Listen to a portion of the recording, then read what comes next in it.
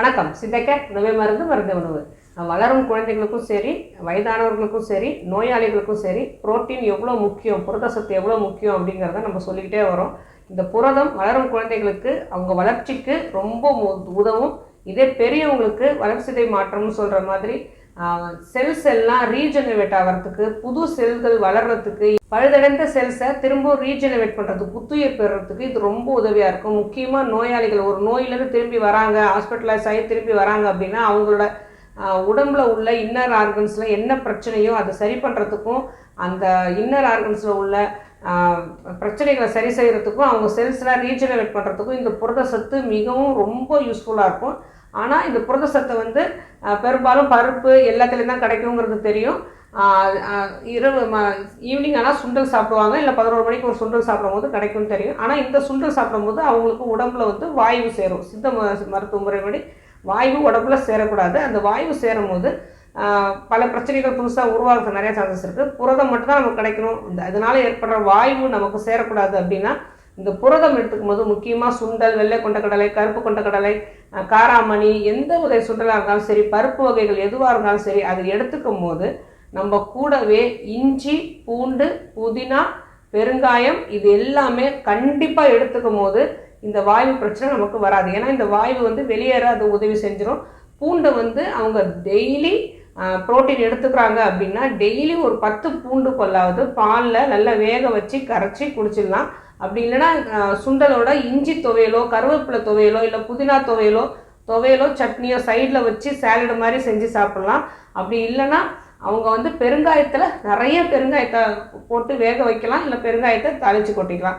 சுண்டலில் நிறைய பச்சை தேங்காய், அதாவது தேங்காவை திருவி அதில் போட்டுட்டு இறக்குன பிறகு தான், அந்த சூட்டோடு போடக்கூடாது. அந்த இறக்குன பிறகு பெருங்காயத்தை நல்லா தாளித்து கொட்டிட்டு அதில் நிறைய தேங்காய் போட்டு சாப்பிடும் போது அந்த ஃபைபரால் நிறைய நார் சத்து நமக்கு கிடைக்கும். வாயுவும் வெளியேறதுக்கு நிறைய வாய்ப்பு இருக்குது. ஏன்னா இந்த மாதிரி சுண்டல் கண்டிப்பாக சாப்பிட்ணும்.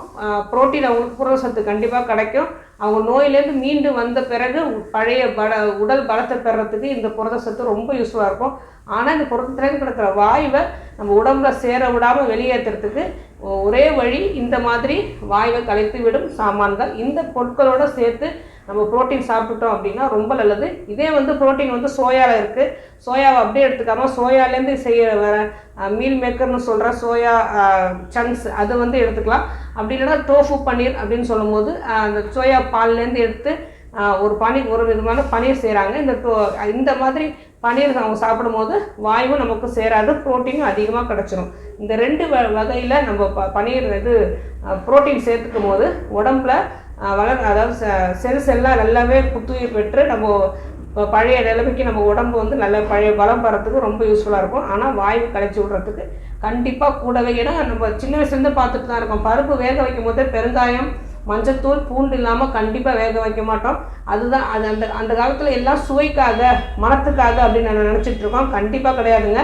ஒவ்வொரு பிரச்சனைக்கும் அது கூட சேர்க்குற பொருள் நம்ம முன்னோர்கள் சொல்லி கொடுத்தது.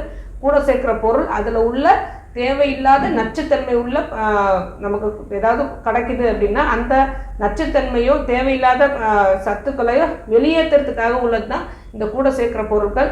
இப்போ முக்கியமாக பிரியாணிக்கு பட்டை, கிராம்பு, ஏலக்காய் இதெல்லாம் ஏன் போடுறோம் அப்படின்னா எல்லாமே செரிமானத்துக்கு யூஸ் பண்ணுற, அதாவது வெங்காயம் வரைக்கும் செரிமானத்துக்கு ரொம்ப உதவியாக இருக்கிற ஒரு பொருள். ஏன்னா இது எல்லாமே சேர்க்கும் போது பிரியாணி ஹெவியாக இருக்கும், ஃபேட்டு கண்டென்ட் அதிகமாக இருக்கும். இதெல்லாம் சேர்த்து சாப்பிடும் போது நம்ம மனத்துக்காக நினைக்கிறோம், கண்டிப்பாக கிடையாது. அந்த காலத்தில் முன்னோர்கள் இதெல்லாம் ஏன் சேர்த்து செஞ்சாங்க அப்படின்னா ஊன் சோறு அப்படின்னு சேர்த்து செய்வாங்க.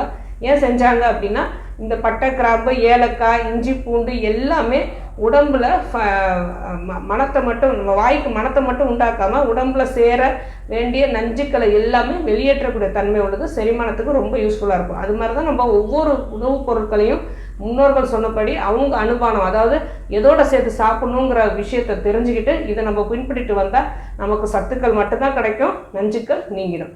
ஆரோக்கியமாக வாழ்வோம். வேறு எதை பற்றி பேசணும் நீங்கள் நினச்சாலும் சரி, தாராளமாக கமெண்ட் பண்ணுங்கள். உங்களுக்கு எந்த நோயாக இருந்தாலும் சித்தாய்க்கார அணுகுங்க.